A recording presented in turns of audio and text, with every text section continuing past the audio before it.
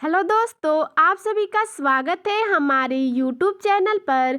तो दोस्तों, आज हम लोग कक्षा 6, 7 और 8 का हमारा पर्यावरण पढ़ेंगे।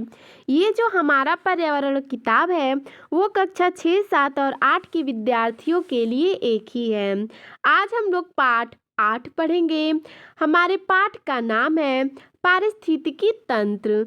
तो आज हम लोग इस पाठ से अभ्यास प्रश्न देखेंगे। चलिए पहला प्रश्न देखते हैं।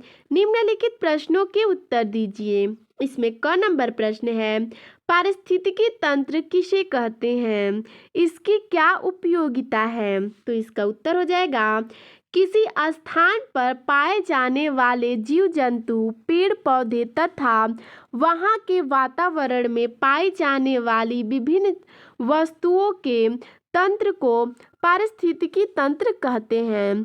पारिस्थितिकी तंत्र पर्यावरणीय संतुलन बनाए रखने के लिए आवश्यक है। अगला प्रश्न है ख नंबर, पारिस्थितिकी तंत्र की संरचना किन किन घटकों से मिलकर होती है। तो इसका उत्तर हो जाएगा, पारिस्थितिकी तंत्र की संरचना सजीव तथा निर्जीव घटकों से मिलकर होती है। अब अगला प्रश्न देखते हैं। ग नंबर, आहार जाल किसे कहते हैं, उदाहरण सहित समझाइए। तो इसका उत्तर हो जाएगा, किसी पारिस्थितिकी तंत्र में उपस्थित विभिन्न आहार श्रृंखलाएं एक दूसरे से संबद्ध होकर एक जाल रूपी संरचना का निर्माण करती हैं, जिसे आहार जाल कहते हैं। अगला प्रश्न देखते हैं। घ नंबर, अनुकूलन से आप क्या समझते हैं। मरुस्थलीय पौधे अपने वातावरण में किस प्रकार अनुकूलित रहते हैं। तो इसका उत्तर हो जाएगा, किसी विशेष वातावरण में सुगमता पूर्वक जीवन व्यतीत करने एवं वंश वृद्धि के लिए जीवों के शरीर में रचनात्मक एवं क्रियात्मक अस्थायी परिवर्तन उत्पन्न होने की प्रक्रिया अनुकूलन कहलाती है। मरुस्थलीय क्षेत्र के पौधे अपने वातावरण में अनुकूलित रहने के लिए वाष्पोत्सर्जन द्वारा पानी की कमी को रोकने के लिए कांटों के रूप में परिवर्तित हो जाते हैं। जड़ें पानी की तलाश में गहराई तक चली जाती हैं और तना चपटा के गुद्देदार हो जाता है। अब अगला प्रश्न देखेंगे।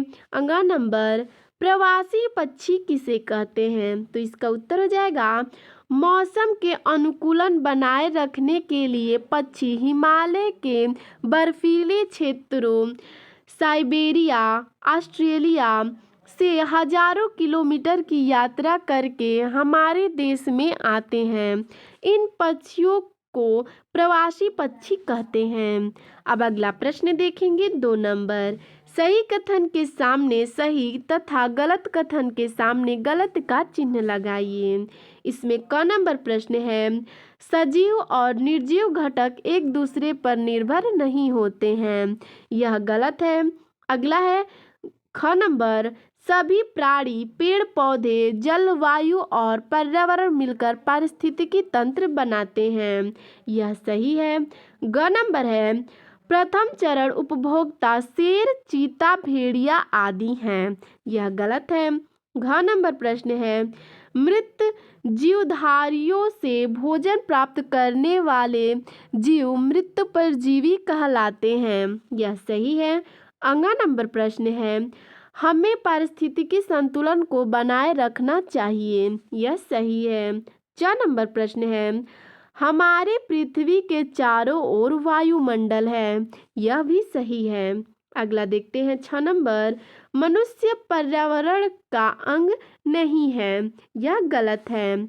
अब अगला प्रश्न देखेंगे। 3 नंबर, रिक्त स्थानों की पूर्ति कीजिए। इसमें क नंबर प्रश्न है, जल, वायु, पोषक तत्व, सौर ऊर्जा आदि घटक कहलाते हैं। तो रिक्त स्थान पे भरेंगे निर्जीव।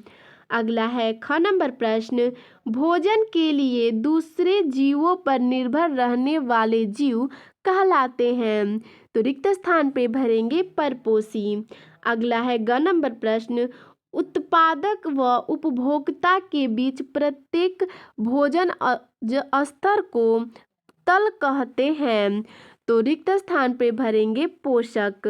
अगला है घ नंबर, आहार श्रृंखला एक सिरे पर उत्पादक तथा दूसरे सिरे पर होता है। ठीक है, तो रिक्त स्थान पे भरेंगे सर्वोच्च उपभोक्ता।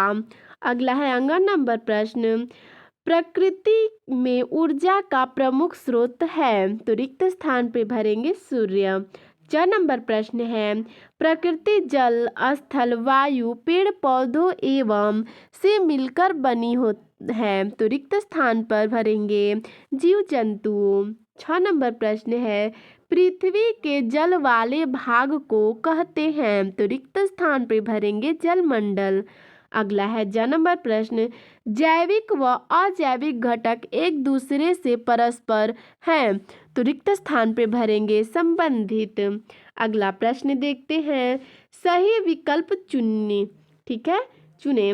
तो क नंबर है प्रश्न, किसी भी पारिस्थितिकी तंत्र के लिए सबसे आवश्यक है। तो इसका सही उत्तर है निरंतर ऊर्जा प्रवाह होना।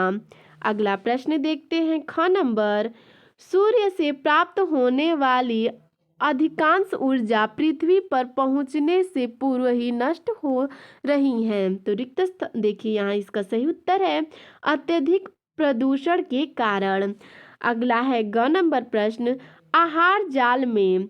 इसका सही उत्तर है कई आहार श्रृंखलाएं आपस में उलझ जाती हैं।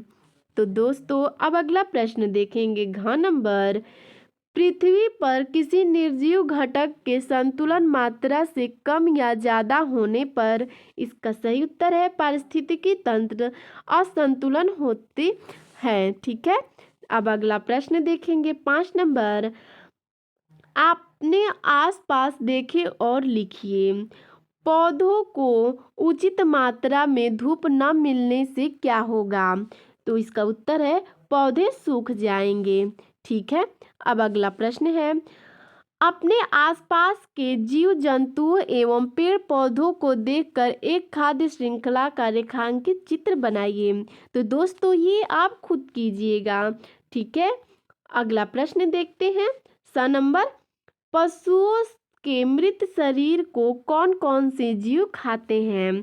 तो इसका उत्तर हो जाएगा कुत्ता, बिल्ली, गिद्ध, बाज, कौवा, चील, लोमड़ी आदि।